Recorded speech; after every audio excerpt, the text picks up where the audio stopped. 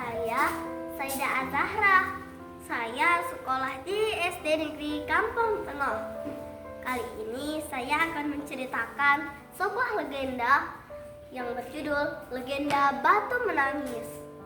Penasaran gak kalian? Ayo dengar ceritanya. Pada zaman dahulu kala, hiduplah seorang janda tua dan anaknya. Anaknya bernama Darmi.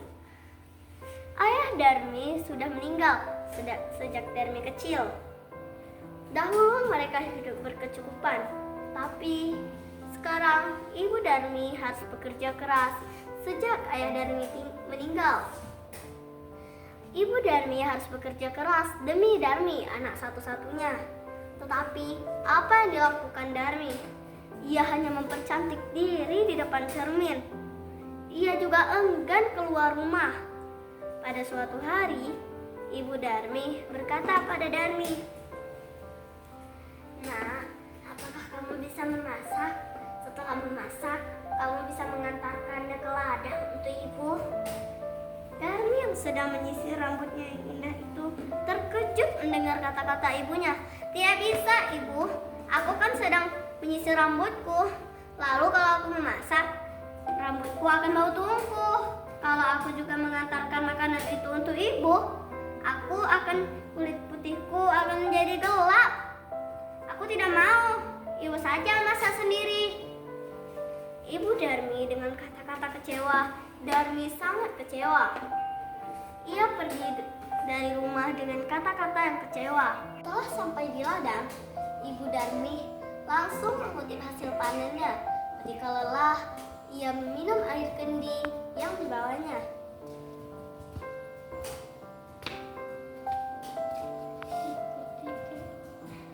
Setelah sore hari ia pulang, ibu Darmi sangat terkejut melihat di bawah tutup sajinya.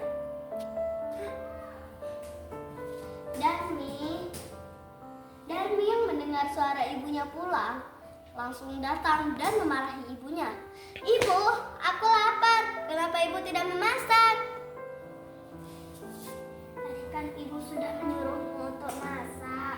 Kenapa kamu tidak masak?" Terserah ibu sajalah. Aku pergi." Keesokan harinya, ibu Darmi mengajak lagi Darmi. "Darmi, ayo ikut ibu ke pasar." Darmi tidak ingin mengikut ibunya. "Tidak mau, ibu. Pasar kan becek. Nanti kulitku yang indah ini bisa jadi kotor. Aku tidak bisa membayangkannya lagi. Kulitku yang bersih ini ikutan jadi kotor. Tidaklah, ibu." Ibu Darmi pergi sendirian menuju pasar. Ketika sore hari pulang, Darmi yang melihat ibunya menghitung uang hanya cukup untuk membeli benih dan makan beberapa hari. Lalu Darmi berkata kepada ibunya, "Ibu, benihku habis. Tolong belikan dong, Bu."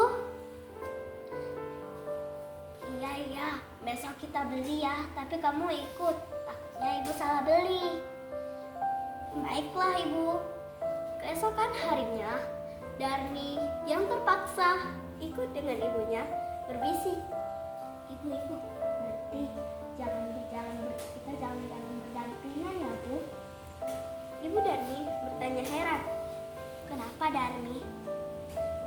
"Gak apa-apa, aku di jalan belakang saja." Ibu Darmi mengikuti perintah Darmi. Benar saja, ketika di tengah perjalanan, Darmi bertemu dengan temannya. "Hai Darmi, kamu mau kemana?"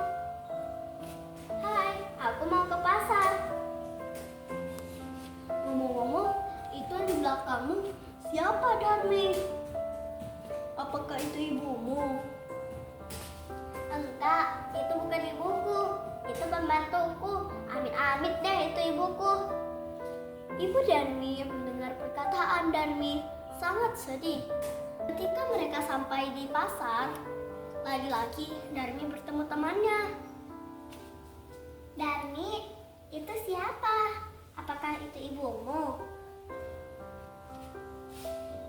"Bukan,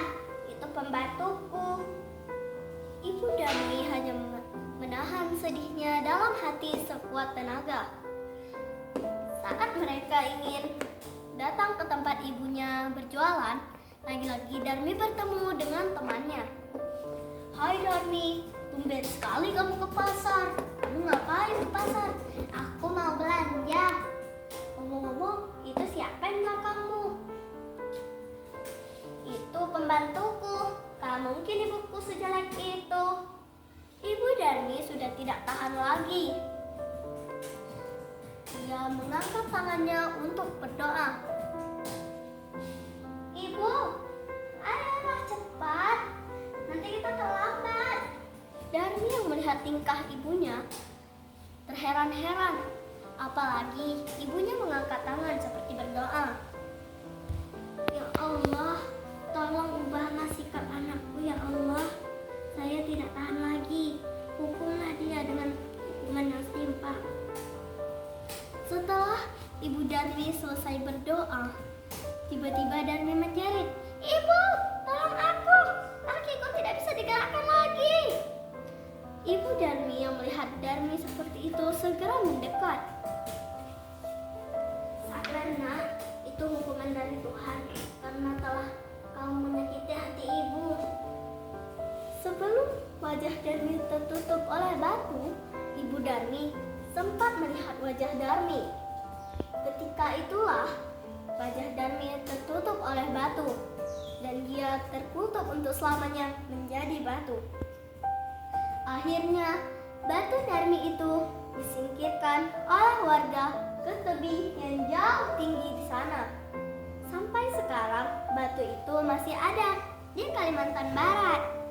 Nah, teman-teman, dari cerita yang saya ceritakan tadi, kita dapat mengambil pesan moralnya adalah: 1. Kita tidak boleh mengakukan orang tua kita seperti pembantu kita. Yang kedua, kita harus menurut perintah orang tua. Yang ketiga, tidak boleh menyakiti hati orang tua.